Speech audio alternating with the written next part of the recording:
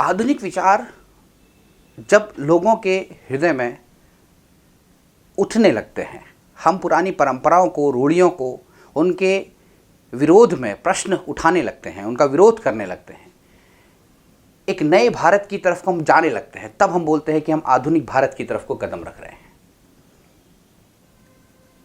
Dear students, आधुनिक भारत का तात्पर्य केवल ये नहीं है कि किसी सर्टेन एरिया में ये बात हुई हो या किसी एक विशेष क्षेत्र में ये बात हुई हो, क्षेत्र विशेष में ये बात हुई हो। भारत के लगभग सभी क्षेत्रों में ये बात होती है, लेकिन इसका आरंभ होता है पूर्वी भारत से, ईस्टर्न इंडिया से, जहां बंगाल नाम का एक बड़ा प्रांत है। और वहां क्यों होता है, इसके पीछे भी एक कारण समझने की आवश्यकता है। ब्रिटिशर्स ईस्टर्न इंडिया, खास तौर पे बंगाल, उसके आसपास के क्षेत्रों में मॉडर्न एजुकेशन और एक तरीके का पाश्चात्य पैटर्न, एक तरीके का वेस्टर्न पैटर्न जो है वो शुरू करते हैं। अब वो जो वेस्टर्न पैटर्न होता है, जब वो शुरू होता है बेटा, तब हिंदुस्तान के जो लोग हैं उस सभ्यता को देखते हुए, उस हाई क्लास को देखते हुए प्रभावित होते हैं और हमारे अंदर भी प्रश्न उठते हैं कि क्यों हम इतने पुराने विचारों को अपने साथ लेकर आगे बढ़ रहे हैं। फॉर एग्जाम्पल, किसी की मृत्यु हो जाना एक सामान्य प्रक्रिया है, प्राकृतिक प्रक्रिया है। किसी का विवाह होना ये एक संस्कृति का एक विषय हो सकता है, एक समारोह है। लेकिन मृत्यु एक प्राकृतिक प्रक्रिया है। लेकिन उसका सारा खामियाजा जब पुरुष की मृत्यु हो जाती है तो स्त्री जीवन पर्यंत क्यों भोगे, विधवा वैधव्य को क्यों सहे, ये प्रश्न होता है युवाओं के अंदर। बच्चों का, जिनको ये मालूम ही नहीं है कि जीवन किस प्रकार से चला जाएगा, वो अपनी मस्ती में झूमते हैं, अपने जीवन के सपनों को देख रहे होते हैं, अचानक उन्हें आप विवाहित कर देते हैं और एक नई जोन में, एक नई दुनिया में उनको डाल देते हैं जो उनकी समझ से परे है। तो इस प्रकार के जो प्रश्न हैं, इस प्रकार की जो कुरीतियाँ हैं, विधवा विवाह, बाल विवाह, सती प्रथा, एक व्यक्ति की मृत्यु होती है और उसकी स्त्री को भी आप क्रिमिनेशन कर देते हैं, उसको भी आप दाह कर देते हैं, उसको भी आप चिता में स्वाहा कर देते हैं।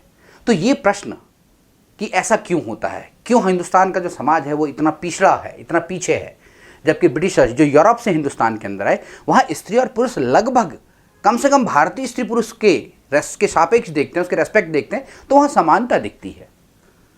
स्त्रियाँ भी पढ़ती हैं, लेकिन यहाँ स्त्रियाँ नहीं पढ़ रही हैं, स्त्री शिक्षा हिंदुस्तान में नहीं है। प्रश्न उठता है, स्त्रियों को क्यों नहीं शिक्षित किया जाए। जब ऐसे विचार उठते हैं हिंदुस्तान के अंदर, खास तौर पे बच्चों 19वीं शताब्दी के आरंभ में, शुरुआत में,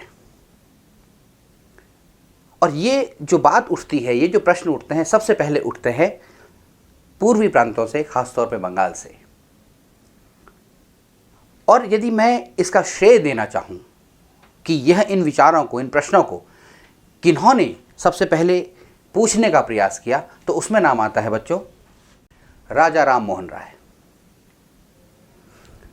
अब यदि मैं किसी परीक्षा की बात करूं, मैं किसी एग्जाम की बात करूं, तो ये नाम ही अपने आप में एक विशेषता रखता है।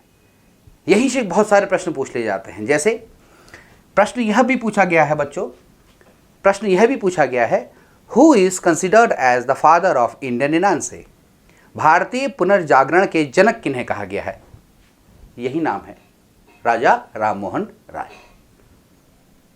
इस नाम का एक प्रीफिक्स देखिएगा, राजा। यहां से भी प्रश्न पूछा गया है, who gave the title of Raja to Ram Mohan Roy. Akbar द्वितीय, he was the Mughal emperor. क्यों उन्होंने ये नाम दिया, किस स्थिति में ये नाम दिया, जैसे जैसे हम आगे बढ़ते जाएंगे, इस पाठ को, इस लेक्चर को सुनते चले जाएंगे, तो मैं उस दौर में भी पहुंचूंगा कि कब इनको नाम राजा का दिया गया। तो देखिए, सामान्य सा एक नाम है राजा राम मोहन राय। दो प्रश्न यहां से भी बनते हैं। अब जब हम किसी परीक्षा की तैयारी करते हैं बच्चों, तो उसमें सबसे ज़्यादा ज़रूरी है, general studies is not a very typical subject. बच्चे सामान्य अध्ययन विषय से बहुत डरते हैं, उन्हें लगता है इतना वास्ट सिलेबस है। मेरा हमेशा यही सलाह मैं हमेशा हर प्रतियोगी को देता हूँ, जो भी परीक्षाओं की, विशेष परीक्षाओं की तैयारी कर रहे हैं, कि बच्चों आप जो भी पढ़ो उसे बहुत जागरूकता से पढ़ो, बड़ी अवेयरनेस के साथ पढ़ो। भले ही सामान्य बात हो, लेकिन आपने जागरूकता के साथ पढ़ी हो और बहुत अवेयरनेस के साथ पढ़ी होगी, तो स्वाभाविक तौर पे आप अपनी जनरल अवेयरनेस, ठीक है, अपने सामान्य विज्ञान को, सामान्य ज्ञान को क्या कर रहे होंगे, बढ़ा रहे होंगे। कई सारे छात्र होंगे जिनको राजा राम मोहन राय के नाम ने ही प्रभावित किया होगा। देखिए प्रश्न बने होंगे। यदि आप इनको रट लेंगे, तथ्य के तौर पे रट लेंगे, परेशानी होगी, आपको लगेगा कि इतना सारे तथ्य कैसे रट पाएंगे, खास तौर पे सामान्य अध्ययन के। तो इंटरेस्टिंग वे में पढ़ेंगे, सामान्य ढंग से पढ़ेंगे, एक एक चीज़ को समझते हुए पढ़ेंगे और प्रश्न कैसे पूछे जाते हैं उनके ऊपर बात करेंगे। ठीक, जैसे मान लीजिए कि मैं वाई ग्रुप की बात करता हूँ, वहाँ प्रश्न पूछा, सामान्य पूछा जा सकता है कि बंगाल के उन महापुरुष का नाम बताइए जिन्होंने बंगाल के अंदर आधुनिकता को जन्म दिया। सामान्य बात, राजा राममोहन राय। यदि यही प्रश्न मैं बात करूं एनडीए के अंदर पूछा जाएगा तो वहां प्रश्न ये पूछा जाएगा कि who was the person gave the title of Raja to Rammohan Roy. देखिए नाम है, एक ही नाम है, लेकिन प्रश्न का लेवल, क्वेश्चन का स्तर जो है वो हमेशा क्या हो जाएगा, बढ़ जाएगा। आपकी अपनी थर्स्ट है, जितना एक्सप्लोर करना चाहें सामान्य अध्ययन को आप एक्सप्लोर करिए, उसको ढूंढिए, पढ़िए, अपने आप एक लेवल प्राप्त कर लेंगे बच्चों। और जिस दिन वो लेवल आ जाएगा आपका एग्जाम आपके हाथों में होगा।